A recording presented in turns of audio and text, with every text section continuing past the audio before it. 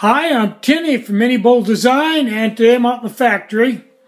And what I've been doing the past few days is getting everything built and designed and wired up to build Bongo Pros.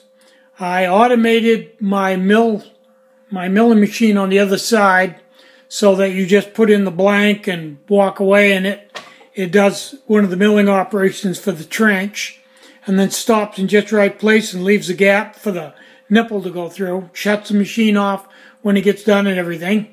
And I made the feed on one of my lathes so I can adjust it infinitely. I've got a triac on it, and I'll show you some pictures of it here in a minute.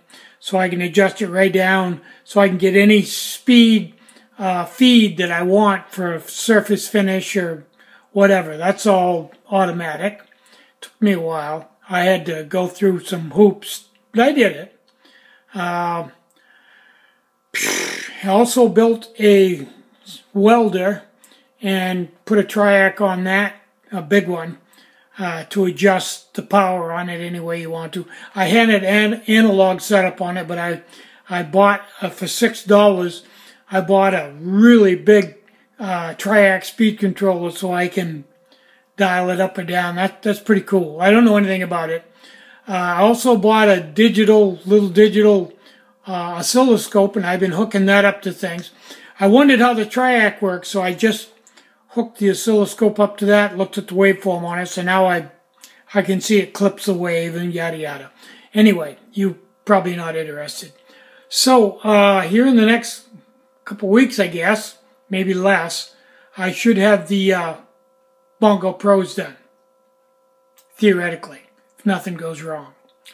Okay. You can probably tell that most of this video was shot in the mirror behind me, because I found this on the dump the other day. Beautiful mirror, beveled edges and beveled glass, just a beautiful mirror in an exotic wood frame.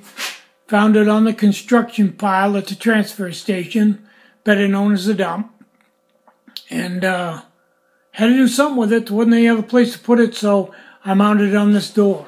And it's just a nice mirror. It makes the room look bigger, too. And I found that toolbox right beside the welder I found.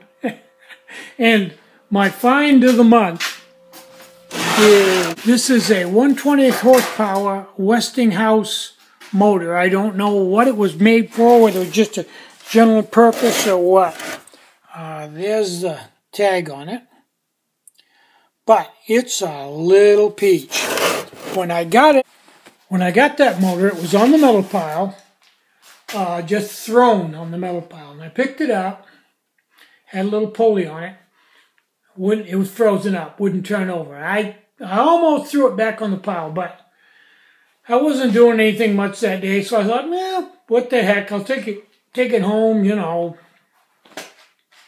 So I brought it home, and I filled the oil cups up with oil and put the pulley in the vise and just took my hands and started rocking it. And eventually I got it to move a little bit, maybe an eighth of a turn. I kept rocking it till I finally, after like 10 minutes, I got to the point where it would make one revolution hard all the way. All I could do to turn it. So I took it over and put the pulley in my lathe and mounted it right down to the compound rest and put the lathe on low and turned it on, and it started turning it. And I kept putting the oil in the cups and waiting, and I got so I could speed up a little bit to the next gear on the lathe and kept working on it till I finally got it so it would spin wide open. And after about 10 minutes of that and more oil, it was just spin hands free. Then I had to take the back off because the starter windings, it wouldn't kick in the starter winding. So I took the back off, and there's a plate in there with a cam on it, and there's a set of points that come up. And those points were all dirty and corroded. So I wiped everything out, cleaned everything up, and took some emery paper and polished all the points and put it all back together. And now it works fine. Nice little motor. I've got the bases partly finished here. Just a second.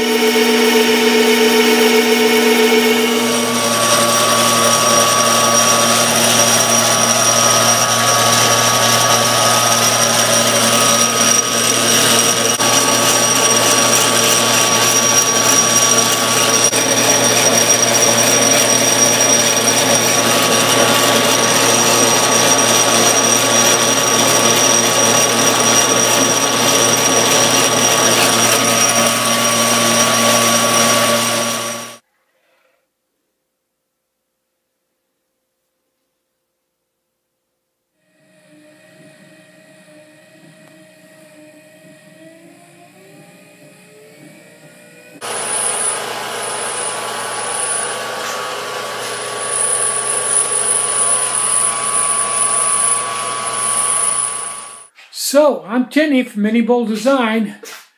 Try to have a great day and try to have some fun today. You deserve it. Bye-bye.